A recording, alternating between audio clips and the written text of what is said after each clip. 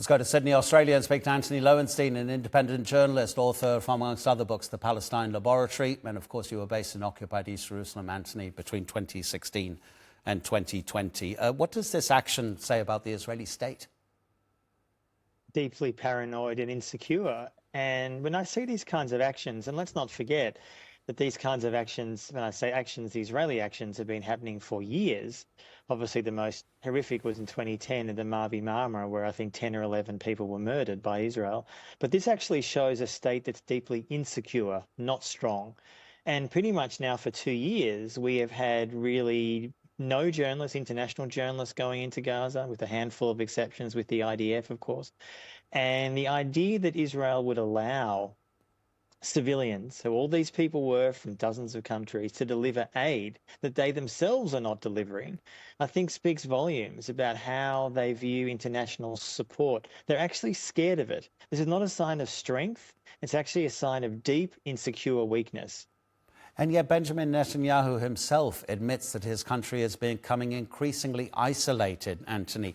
In the world of sport, they're considering throwing Israeli football teams out of European competition. Eurovision, one of the biggest entertainment nights in the world. Israel is now under pressure. Many European countries, well, at least 4 or 5, I should say, not many, want Israel to be thrown out of that. So how does this help Israel? These are civilians. This is in international waters. It's very bizarre. Israel, I think, and when I say Israel, I'm talking about Netanyahu, his government, and frankly, the majority of Israeli Jews in the country, have long ago not cared about international images. It's kind of a double-edged sword. On the one hand, as you say, and the facts speak for themselves, international public opinion's massively turning against Israel. As you say, there's talk about banning them from football, from Eurovision, from various other sports. And yet at the same time, they are spending, Israel, hundreds of millions of dollars every year from last year, this year, and years ahead on propaganda, paying influencers for Instagram posts, TikTok posts. TikTok is about to be taken over by a hardline pro-Israel coalition backed by Trump.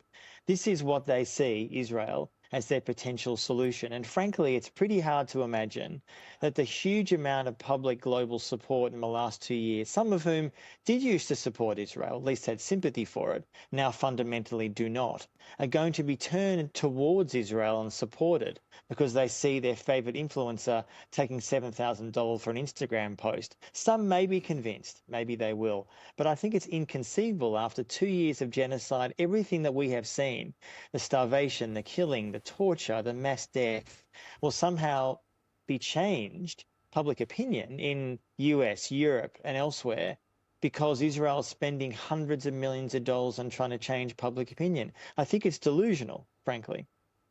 Using the military to try to achieve political aims, whether that's the genocide in Gaza or whether it's an action like this in the Mediterranean, is the military-industrial complex the driving force behind the Israeli state? You've written a whole book about how it exports arms and surveillance equipment. We've heard that it's actually using videos from some of its attacks in Gaza to send to potential buyers of its equipment.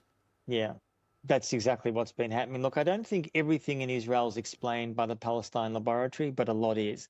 And every year for the last years, the Israeli arms industry, surveillance industry has been growing, soaring. Only in the last few months, for the first time in living memory, are a number of major international arms contracts being cut. Spain has cut a lot of major arms deals with Israeli weapons companies, including Elbit, worth hundreds of millions of dollars. There was a piece in the Israeli press this last week saying how roughly $1 billion of contracts has been cut. And the Israeli arms industry is worried that that will lead to contagion, other nations also following suit. Now, we haven't seen thus far much evidence of that. To me, the way that the Israeli economy can be brought to its knees, not solely, but hugely, is the arms industry. It's a massive driver of this. I don't think, for example, that Israel or Netanyahu wants to be in Gaza now indefinitely solely because of testing weapons. No. But the defense industry is a massive driver of the Israeli economy, and it's never been bigger, in fact, except in the last months now, and this is the Achilles heel, actually, of Israel. And if more nations realise that, if they wanted to buy their offensive weapons from someone else, and they shouldn't buy them from anyone, there are other options. I mean, the ultimate question is the arms industry is never a moral industry. It's a deeply amoral industry. But to buy weapons that are battle tested in Gaza, in the West Bank or elsewhere is deeply immoral when that state is committing genocide. Antony Loewenstein, thank you so much indeed for your time.